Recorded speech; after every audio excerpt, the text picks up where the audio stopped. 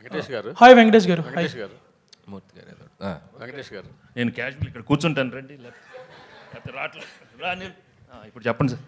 మేము కూడా వచ్చేస్తాం సార్. రండి. కెమెరాలు అనేది తెచ్చండి. లేదు పర్లేదు, కనపడుతుంది. మూర్తి గారు చెప్పండి. ఐటీ రేట్ బ్యాక్డ్రాప్లో ఇండస్ట్రీలో ఐటీ రేట్ బ్యాక్డ్రాప్లో సినిమానా? కాదు సార్, ఐటీ రేట్ల బ్యాక్డ్రాప్లో కొంతమంది నిర్మాతలతో మాట్లాడుతుంటే పెద్ద నిర్మాతలు ఒక సీరియస్ పాయింట్ చెప్పారు. హీరోలు కనుక మొత్తం వైట్ తీసుకుంటే ఏ నిర్మాత బ్లాక్ చేయాల్సిన అవసరం లేదు అనే స్టేట్మెంట్ చాలా పెద్ద నిర్మాతల నుంచి వచ్చింది నా దగ్గరికి.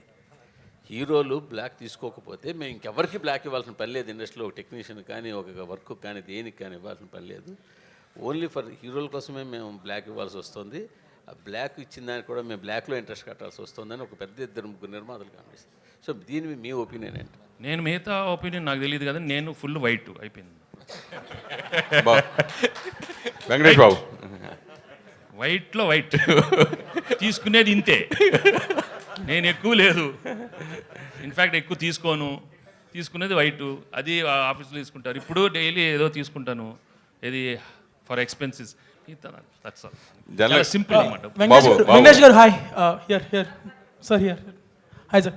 So this Prakhyat from gulday.com. So మీరు ఇన్ని ఇయర్స్ కెరీర్లో చూడని హిట్స్ లేవు అండ్ ఆబ్వియస్లీ ఫ్యాన్స్కి చాలా హై ఇచ్చారు. But this hit feels personal to a lot of your fans because of a clean blockbuster and after a lot of last few years was a little dull for you.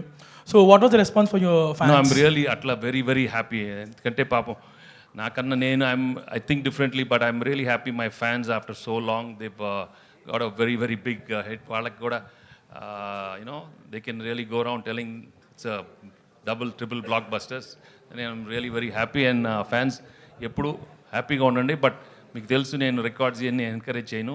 But be happy what you got, వచ్చింది తీసుకోండి అంతే. Okay, thank you so much. Venkatesh Babu ఇప్పుడు regular గా ప్రతి hero కూడా pan India సినిమాకి వెళ్ళాలని, pan India cinema చేయాలని, ఆ రికార్డ్స్ కొట్టాలని ఆ ఇదిలో ఉన్నప్పుడు ఇప్పుడు తెలుగులో ఇప్పటికి మీరు ఇప్పుడు పోస్టర్లో వేసిన ప్రకారం 230. అయితే ఇదే సినిమా పాన్ ఇండియా అయితే 2300 కోట్లు కలెక్ట్ చేసేది కదా.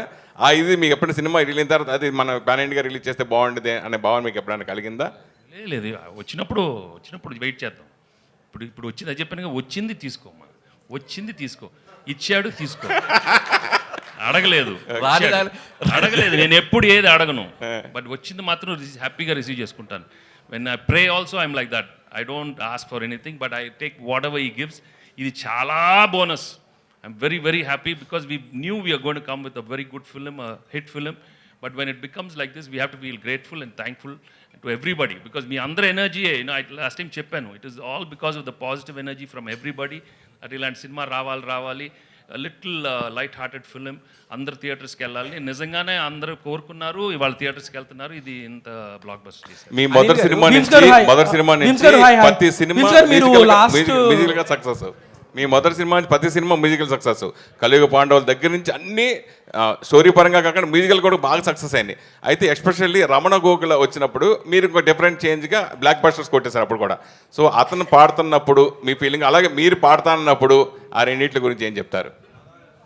I was really happy. Ramana మళ్ళీ వచ్చాము. I mean after 18 years he came back and gave a super hit song. And నేను కూడా పాడటం నాకు కూడా బాగా సరదాగా ఉంది ఈ సినిమాలో. ఈ ట్యూన్ వినగానే we knew we had a blockbuster tune. And అది చాలా ఎఫర్ట్లెస్గా వచ్చి ఒక రోజు జస్ట్ క్యాజువల్ అడిగాను పాడతాన్ని. ఆ పాడే టైంలోనే క్యాజువల్ మేము అనుకున్నాను, అనిల్ నేను పాడతా. ఇది టక్కన వచ్చేసింది ఐడియా, పాడతా ప్లీజ్, నేను పాడతా. బెస్ట్ నాకు నచ్చింది ఏంటంటే అనిల్, అరే బిమ్స్ పాడించేది